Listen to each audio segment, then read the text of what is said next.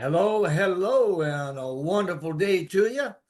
I hope that everything is going well, and we are here today to talk about an herb called agrimony. Agrimony is a perennial herb. It's belonging to the Russicea family, the rose, right? Commonly known as the rose family. It's a wonderful plant. It's got a variety of health benefits, including astringent properties. It can help in wound healing and does that by contracting tissues and can help reduce bleeding.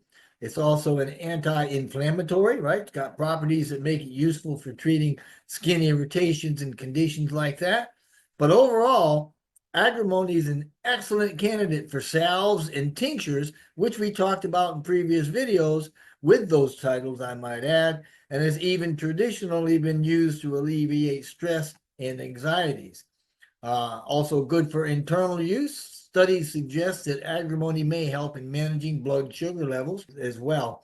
Agrimony tinctures, they can be made, and you can add that to a water. Use it for sore throats and those sorts of things, or just add it to fruit juice. As you'll see, it's a plant that's got a rich history and quite a few applications, and offers a lot of health benefits. Everything from digestive health to skin and wound healing. And by unlocking its power, you can actually harness the potential to promote our own overall well-being and health. Agrimony has been used quite a few ways across the cultures, right? As a medicine, a medicinal herb. These plants, the leaves and the flowers of it and the roots are used to make teas and tinctures and salves, which those are then used to treat digestive issues, menstrual cramps, skin problems, things like that. As a culinary ingredient, right, in our food, the young leaves and the flowers are used actually in salads and in soups and as a cooking green, and it gives whatever you're cooking with a little bit of a bitter flavor. There are also rituals and spiritual practices where agrimony is used in some cultures, and during these, it's believed to promote faster healing, obviously, offer protection, and even bring good fortune, if you can believe that. Hey, who am I to say, right? Agrimony is also available in capsule form. It can be taken as a dietary supplement, and medicinal properties to it are attributed because it's very rich in flavonoids, which are antioxidant compounds. They're substances that prevent oxidation, which is a chemical reaction that can create free radicals and damage organic compounds. It also has volatile oils, which are aromatic, right? They smell nice. They're oily liquids that evaporate rather easily, and these are found in plants. They're also known as essential oils or ethereal oils. You may have heard of those, and they help to fight swelling, cramps, and spasms, and they have a antiseptic property to them. The plant has also got what's called polyphenic compounds, or actually polyphenolic compounds, and these are a group of naturally occurring plants and compounds with properties that aid in wound healing, reducing swelling, and they also promote antimicrobial activity.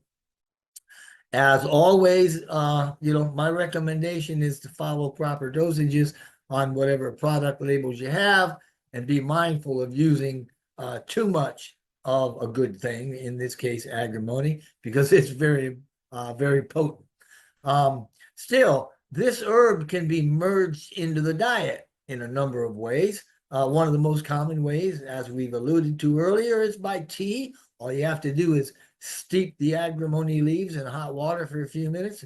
It can help with digestive issues, respiratory conditions, aid with overall relaxation. An agrimony tincture can be made, added to water for use as a mouthwash. put it in your fruits, that sort of thing, make infusions, topically treating your skin conditions, available capsule form, all of that stuff. There are some good health benefits from doing this, right? Digestive health, in as much as Agrimonia can help relieve indigestion, bloating, even diarrhea, simply because of its anti-inflammatory and anti-spasmodic properties.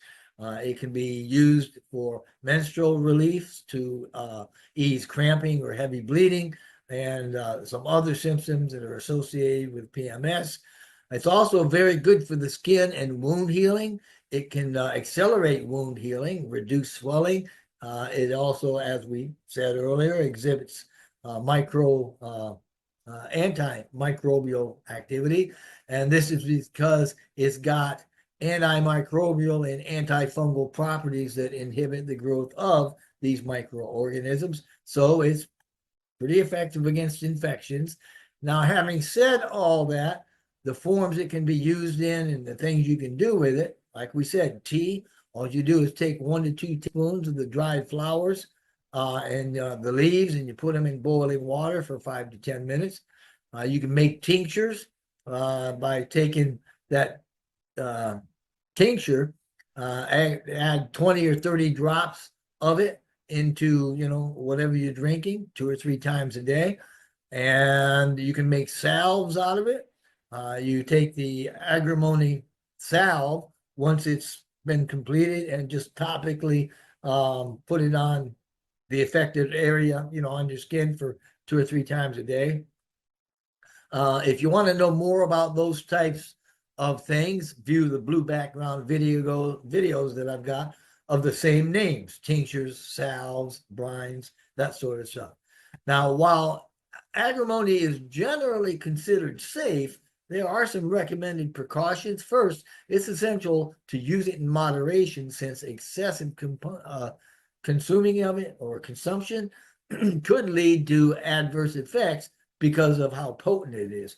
It could also interact with certain medications or make underlying conditions worse. It does have anticoagulant properties, so it could potentially increase the risk of bleeding.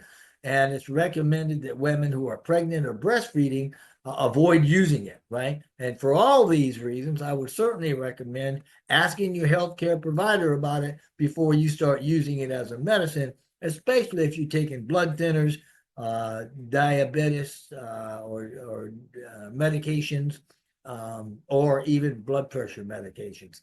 So anyway, that's that for Agrimonia, a wonderful, wonderful herb.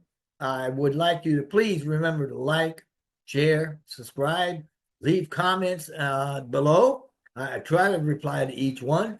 But other than that, I hope that you do at least one good thing for yourself and have an awesome, awesome Onpassive day. See ya.